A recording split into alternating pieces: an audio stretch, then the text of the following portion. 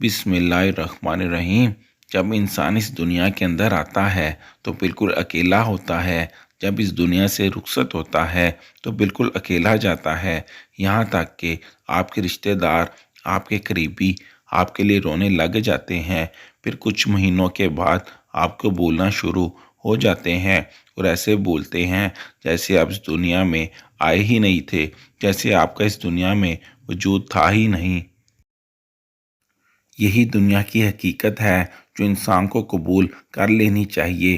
کسی کو بھی حقیقی طرح معلوم نہیں ہے کہ اس دنیا کو پیدا ہوئے کتنا وقت ہو چکا ہے۔ اس دنیا میں بہت بڑے بڑے لوگ آئے جنہوں نے دنیا پر راج کیا۔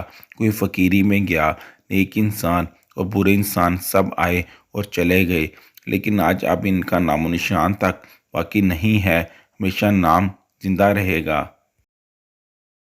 تو ہمارے رب کا رہے گا، اور وہ اکیلا ہمیشہ باقی رہنے والا ہے۔ یہ ہمارا اکیلا اللہ ہے جس کا کوئی بھی مقابلہ نہیں کر سکتا۔ بے شک وہ اللہ ہر وقت ہمارے ساتھ ہے۔ کچھ لوگ اعلیٰ تعلیم حاصل کرنے کے بعد خود کو ایسے تبدیل کر لیتے ہیں جیسے وہ بہت بڑے آدمی بن گئے ہوتے ہیں۔ ایک شہر کے اندر ایک ایسا باپ رہتا تھا، اس نے سوچا کہ کیوں نہ میں اپنے بیٹے کو اچھی تعلیم دے کر ڈاکٹر بناؤں۔ پھر اس نے اپنے بیٹے کو پڑھانا شروع کر دیا۔ اس کا بیٹا اعلیٰ اسکول کے اندر تعلیم حاصل کرتا رہا۔ یہ تعلیم میں اعلیٰ نمبر حاصل کرنے لگا۔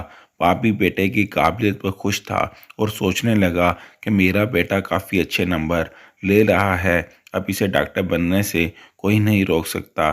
یہ بیٹے پر پیسہ خرچ کرتا چلا گیا۔ یہ بیٹے کو مہنگی اکیڈمی میں ٹیوشن دلاتا رہا۔ ایف ایس سی عمل کرنے کے بعد باپ نے ایک دن بیٹے کو بلایا اور بلا کر کہا کہ بیٹا، میری کب سے خواہش ہے کہ تم ڈاکٹر بنو۔ میں نے تو تمہیں دل و جان سے پڑھایا ہے، مجھ سے جتنا کچھ ہو پایا میں تمہارے لیے کرتا رہا۔ میں خود بھوکا رہ کر تم کو کھلاتا پلاتا رہا، پر تم پر کوئی آنچ نہیں آنے دی، اور نہ ہی تم کو محسوس ہونے دیا کہ میرے پاس کسی چیز کی کمی ہے۔ جتنا بھی دباؤ تھا وہ مجھ پر تھا تاکہ تمہاری تعلیم متاثر نہ ہو جائے۔ اب تمہارا فرض بنتا ہے کہ تم ڈاکٹر بن کر میرا نام اونچا کرو۔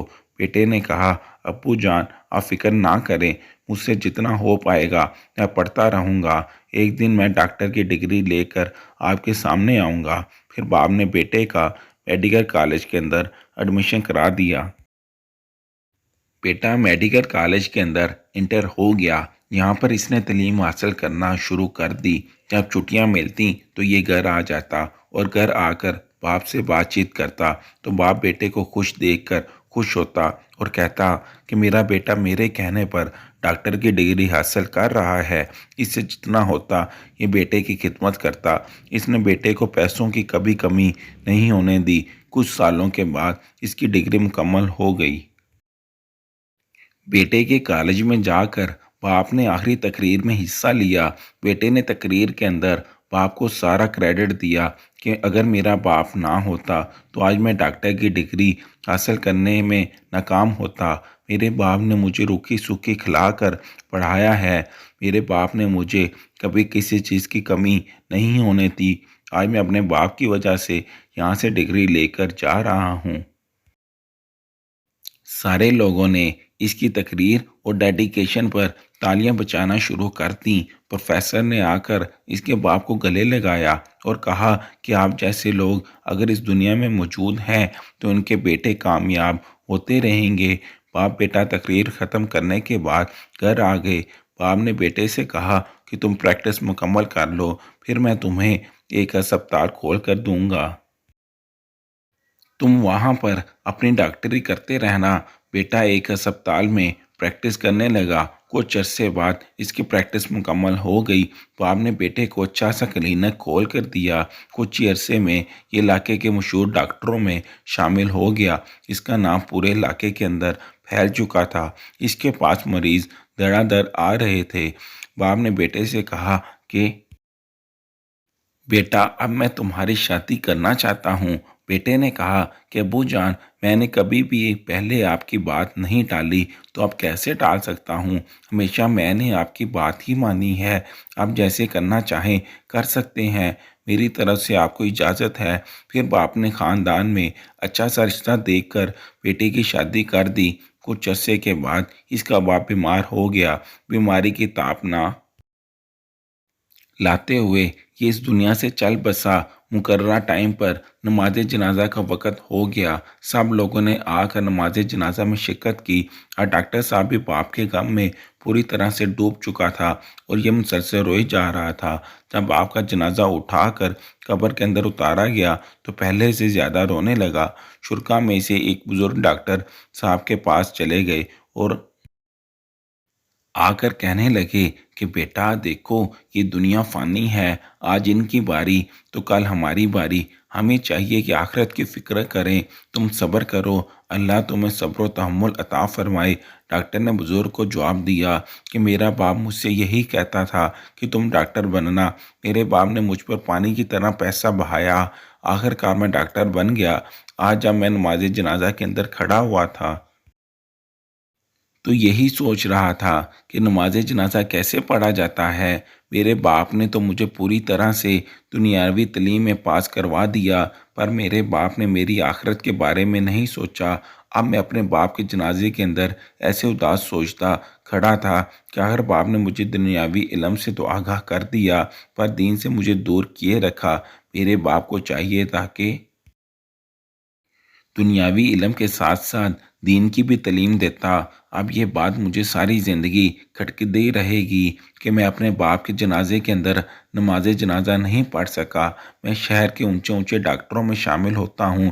اگر کوئی ڈاکٹر کسی مریض کو جواب دے دیتا ہے تو وہ میرے پاس امید کے ساتھ آتا ہے۔ شفا تو اللہ تعالیٰ کے ہاتھ میں سے میں اسے دعا لکھ کر دے دیتا ہوں تو اس سے شفا مل جاتی ہے۔ بے شک شفا دینے والی ذات اللہ کی ہے، ہم تو ایک ذریعہ ہیں کہ میں دین سے دور رہا۔ آج قبرستان سے جانے کے بعد میں نے تہیہ کر لیا کہ میں پوری طرح سے دین پر عمل کروں گا، اور دنیاوی علم کے ساتھ ساتھ میں دین کا علم بھی سیکھتا رہوں گا تاکہ میری آخرت بہتر ہو سکے۔ بزرگ نے جب ڈاکٹر صاحب کی ساری درد بھری داستان سنی تو ان سے کہنے لگا کہ بیٹا، یہ تمہارے باپ کا قصور نہیں ہے۔ آج کل ہمارے معاشرے کے اندر نظام ہی ایسا بن چکا ہے، بچپن سے لے کر بڑے ہونے تک باپ اپنے بیٹے کو دنیاوی خواہشات پر ہی اکسائے رکھتا ہے، اور اس سے کہتا ہے کہ تم پڑھ لکھ کر بڑے آدمی بننا، پر یہ نہیں کہتے کہ آپ لوگوں کو چاہیے کہ دنیاوی علم کے ساتھ ساتھ اپنی آخرت کی بھی فکر کریں تاکہ آپ ہماری اور اپنی آخرت بھی بہتر کر سکیں۔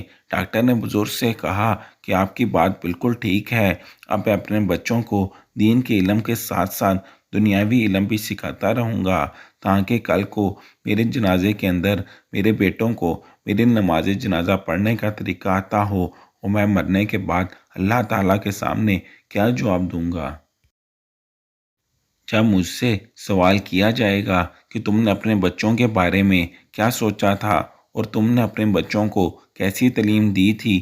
اس لیے بہتر ہے کہ میں اپنے بیٹوں کو دیندار آدمی بناؤں گا۔ بزرگ نے کہا ڈاکٹر صاحب، اگر ہر بندہ آپ کی طرح سوچنے لگ جائے تو پھر ہمارے معاشرے سے برائی ختم ہو جائے گی۔ افسوس کہ لوگ اس بارے میں بہت کم سوچتے ہیں۔ اگر ہر بندہ دین کے بارے میں سوچنے لگ جائے تو ان کی دونوں جہان کی دنیا آسان ہو جائے گی۔